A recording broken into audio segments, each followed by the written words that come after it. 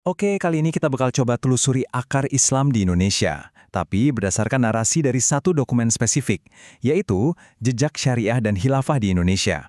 Kita akan lihat gimana sih alur waktu yang digambarkan di dalamnya, dari koneksi paling awal sampai terbentuknya kekuatan politik. Nah, kita mulai dari pertanyaan ini. Sebenarnya, setua apa sih akar Islam di Nusantara? Sumber yang kita bedah kali ini menawarkan sebuah jawaban yang, jujur aja, mungkin bakal bikin kaget. Lini masanya dimulai jauh lebih awal dari yang selama ini kita kira. Untuk bisa paham ceritanya, kita harus loncat waktu dulu ya, ke abad ke-7. Coba deh bayangin, dunia waktu itu tuh udah terkoneksi banget lewat laut.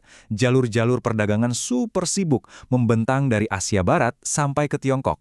Udah kayak panggung global gitu. Nah, di tengah-tengah kesibukan ini, ada tiga pemain besar. Ada dinasti Tang di Tiongkok, ada kekhalifahan Umayyah di Asia Barat, ini kekuasaan Islam yang gede banget waktu itu, dan yang paling penting buat cerita kita, ada kerajaan Sriwijaya di Asia Tenggara. Jadi posisi Nusantara kita ini bukan cuma tempat mampir loh, tapi benar-benar jadi pusat kegiatannya. Oke, sekarang kita masuk ke bagian pertama dari ceritanya nih. Gimana sih koneksi-koneksi awal itu bisa terbentuk? Jadi menurut sumber ini, satu hal yang penting banget buat dicatat adalah Islam pertama kali masuk itu bukan lewat penaklukan atau perang, sama sekali bukan, tapi lewat interaksi yang damai. Para pedagang, para musafir, mereka membawa keyakinan mereka, menyebarkannya dari orang ke orang di pelabuhan-pelabuhan yang ramai itu. Dan ini bukan cuma kira-kira loh, buktinya cukup spesifik. Ternyata, catatan-catatan dari Tiongkok di abad ke-7 itu udah nulis tentang adanya komunitas muslim di pesisir Sumatera. Bahkan mereka udah punya pemimpin dari kalangan pedagang Arab. Artinya apa? Ini bukan sekedar mampir sebentar, tapi mereka udah benar-benar menetap di sana. Ceritanya makin seru nih. Sekarang kita masuk ke bagian yang bisa dibilang jadi jantung dari narasi di sumber ini, yaitu soal interaksi yang tercatat antara seorang raja lokal dengan salah satu kekuatan global terbesar saat itu. Dan momen penting ini, menurut dokumennya, terjadi di tahun 718 Masehi. Nah, di sini ada dua tokoh utamanya nih. Di satu sisi, ada Raja Srindra Varman, penguasa kerajaan Sriwijaya di Jambi. Terus, di sisi lain, ada Khalifah Umar bin Abdul Aziz dari kekhalifahan Umayyah. Beda banget kan dunianya? Tapi, mereka terhubung oleh selembar surat. Dan isi suratnya ini yang menarik banget. Permintaannya jelas. Raja ini nggak minta bantuan militer, bukan minta perjanjian dagang, tapi minta ilmu, minta pengetahuan. Beliau secara spesifik minta dikirimi seorang guru untuk mengajarkan Islam dan hukum-hukumnya. Lalu gimana hasilnya? Wah, menurut catatan di sumber ini hasilnya luar biasa.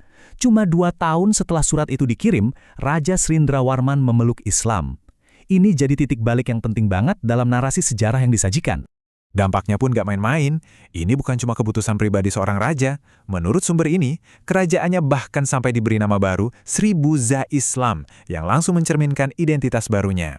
Oke, kita udah lihat soal keyakinan seorang raja. Sekarang ceritanya bergerak lagi ke tahap selanjutnya. Gimana caranya keyakinan ini akhirnya jadi bagian dari sistem, dilembagakan dalam sebuah struktur politik yang formal di Nusantara. Jadi, setelah fase interaksi awal dan orang per orang masuk Islam, ceritanya lanjut ke pembentukan institusi. Nah, dokumen ini menyebutkan tonggak sejarah berikutnya, tahun 839 Masehi. Dan inilah dia, Kesultanan Islam pertama yang disebut dalam sumber ini, Kesultanan Perulak.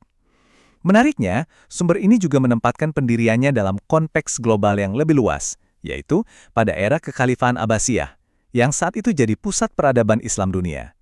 Jadi ini lagi-lagi menegaskan ya kalau apa yang terjadi di sini tuh ada kaitannya dengan dunia Islam yang lebih luas. Dari sini, momentumnya terus jalan. Setelah Perulak berdiri, mulai deh bermunculan kesultanan-kesultanan Islam lainnya. Ada Samudra Pasai di Sumatera, terus nyebrang ke Jawa ada Demak, ada Cirebon. Institusi politik berbasis Islam ini terus menyebar ke seluruh penjuru Nusantara. Nah, sekarang coba kita tarik benang merahnya ya. Kita rangkum poin-poin penting dari alur sejarah yang disajikan sumber ini. Jadi ringkasannya gini. Ceritanya itu dimulai dari abad ke-7 pas komunitas muslim pertama tiba. Terus ada momen krusial di tahun 718 M, yaitu surat dari Raja Sriwijaya itu. Dari situ lanjut ke pendirian Kesultanan pertama, Perulak, di tahun 839 M. Dan akhirnya kesultanan-kesultanan ini terus berkembang dan menyebar selama berabad-abad setelahnya. Sebagai penutup, saya mau kasih satu pertanyaan buat kita renungkan bareng-bareng. Bagaimana ya narasi tentang koneksi langsung dan diplomatis dengan pusat dunia Islam sejak awal ini bisa membentuk cara kita memandang sejarah kawasan ini? Ini sebuah sudut pandang sejarah yang menarik banget kan untuk kita pikirkan?